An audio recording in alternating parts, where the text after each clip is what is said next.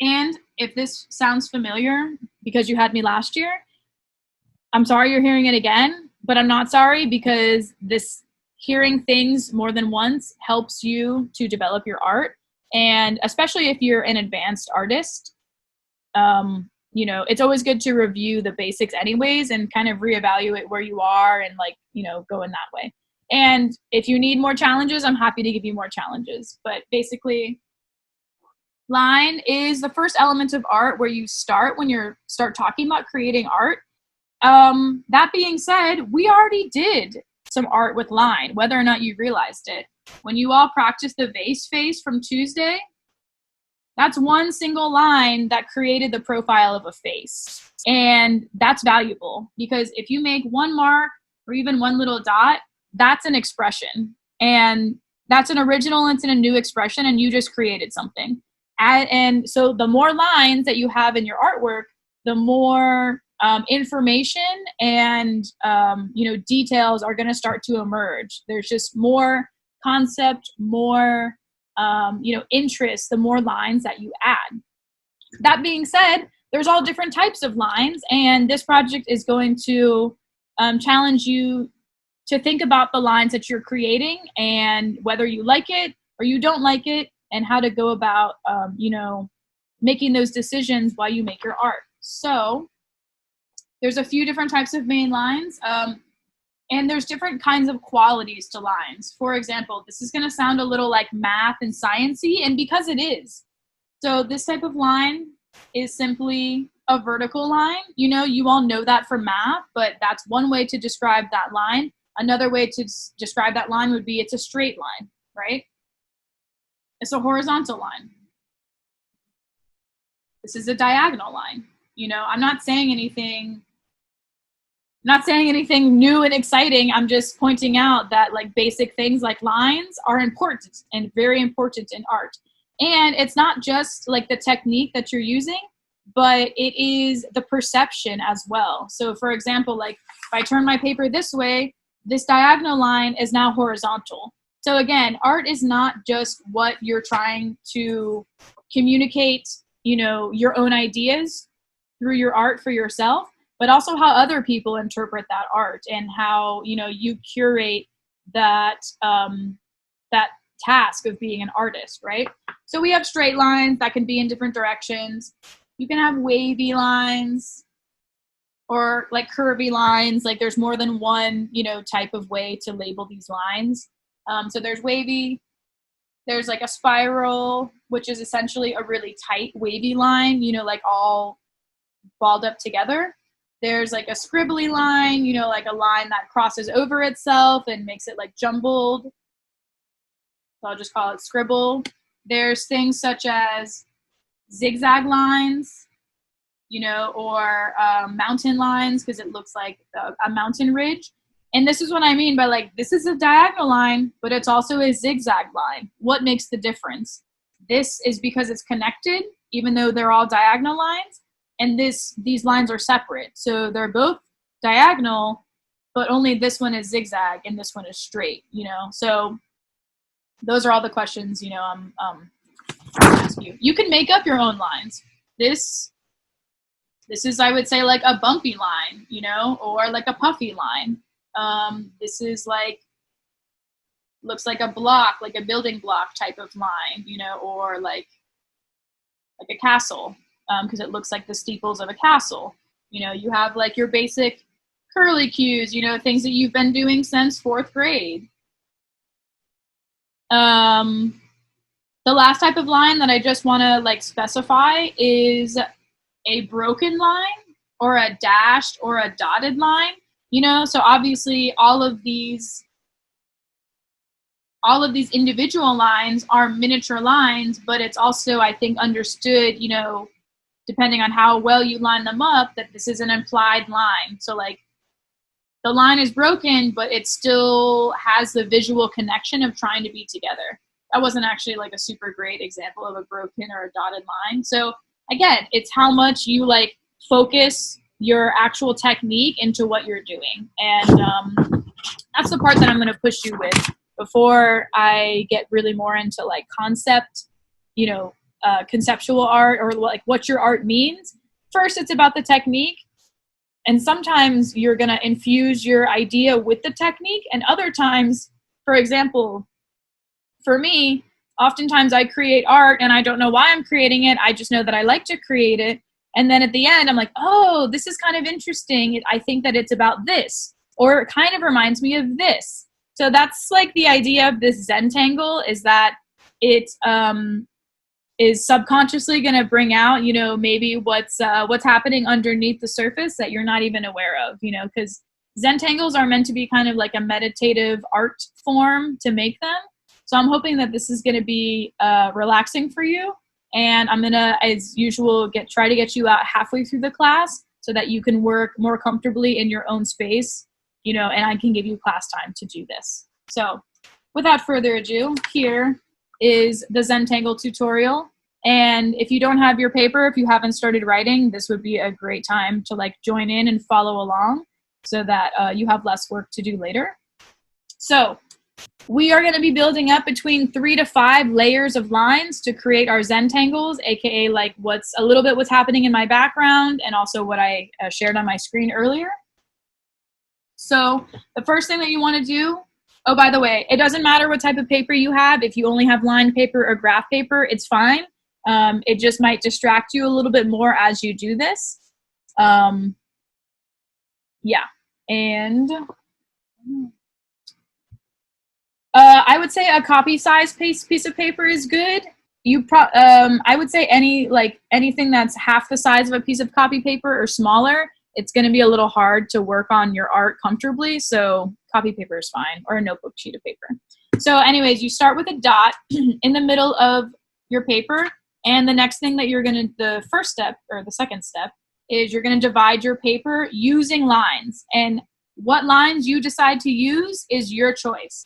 You can do all the same type of lines to divide your paper. You can use different types of lines together. So for example, that's like a wavy line. That's a zigzag line. That's a straight line. I'll do another zigzag line here. Another straight line, and maybe one more zigzag line. So basically what the first lines that you're drawing are just dividing your paper into different sections. And we're going to continue to add lines in each section to start to create a pattern, just a visual interest, and just see what type of lines you identify with. So add some other lines. So you can do all of the same lines, you can do different lines. It's the artist's choice, you know, and that's what this exercise is about, is making choices and then evaluating them to see if you like what you did or you don't know if you don't like what you did. And if you don't like it, how can you change it for next time or improve what you already started? So step 1, using lines to divide the space on your paper. Step 2, and by the way, you can make the sections like skinny or you can make them really like wide. I would just say that you want to have at least 5 different lines, you know, 5 lines, so that you have a few different sections to work with. So, okay, next level of lines, let me see, maybe I want to add like some bumpy lines, or what I would call bumpy lines, you know, into this section. I forgot to mention, the only type of line that you don't really want to use when you're doing that first step of dividing your paper is you don't want to use the dashed or the broken line, because that's going to create a lot of confusion as you start to fill in the space, right? You can kind of think about the face-base exercise and how your brain got a little scrambled as it was deciding, am I looking at the face side or am I looking at the vase side? And this is the same type of thing. You want to create you know, clear visuals so that you are confident when you draw lines in certain places. So maybe I want to do bumpy lines in this section. In this section, maybe I want to do like straight, you know, I guess could be diagonal lines or horizontal. Anyways, these are just straight lines over here. It's at this point that you can decide, hey, I want to do a pattern. And I want to do like bumpy, straight, you know, bumpy, straight. Or you can do a different type of line quality in each section just to try it out. So for example, I'm going to do different in every section, and I'm going to do like wavy lines here. So it's kind of like a looser, bumpy line in a way. Also something to think about, this type of art is not meant to be so much of planning as it is meant to be an exercise of like thinking on the fly and creating art, you know, in the moment. But if you were going to do a pattern, you just might want to consider how many sections you have so that it matches up. Because if it doesn't match up, you're probably going to be annoyed, because that's what happened to me in a few of my other examples. So you don't need to plan, but it's sometimes, it depends on the artist you are. If you like to think about what you're doing, then maybe take another moment to think about it. That's not really me, and I just kind of go for it. And if I don't like it, I just restart it. So, you know, you're practicing how to be an artist and embrace your style. So I'm going to continue. Maybe I'm going to do some curved, like rainbow kind of lines in this section. Here, maybe I will do, let me go back to my line sheet. I'll do the block or the castle line. So just doing something like this looks kind of like breakdancey or like Minecrafty or Tetrisy, you know, but I'm just seeing how do I like this when I make it, and does it look cool? I don't know. I got to keep going with it a little bit to decide if I'm going to like it or not. And here I will, maybe I'm going to do some vertical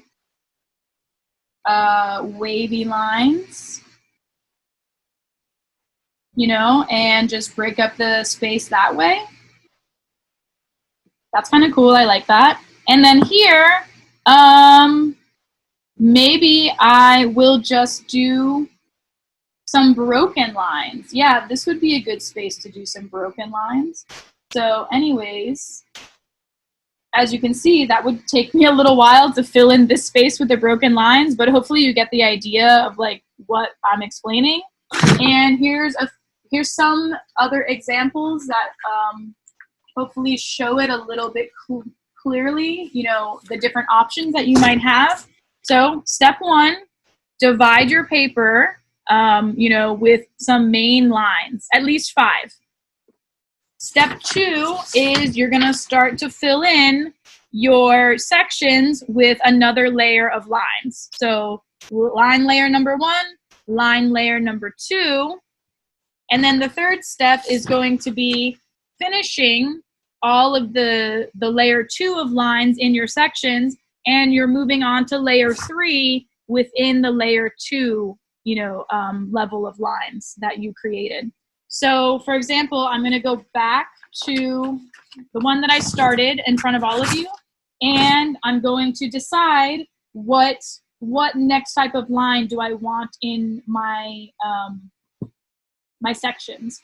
So for example, maybe in this section, I want to add some vertical lines and like and go every other space and connect, you know, some vertical lines to these like bumpy or like scale like lines I created. Am I gonna like absolutely everything I've ever done? No, absolutely not. You know, like that looks kind of interesting. It looks kind of like petals or like feathers or something, but maybe I want to go a step further and I want to go back and add those other lines in the every other, because maybe that will look better. The golden rule of art generally is you can always add to your art, but to take it away is sometimes very challenging or impossible, depending on what type of material you're using.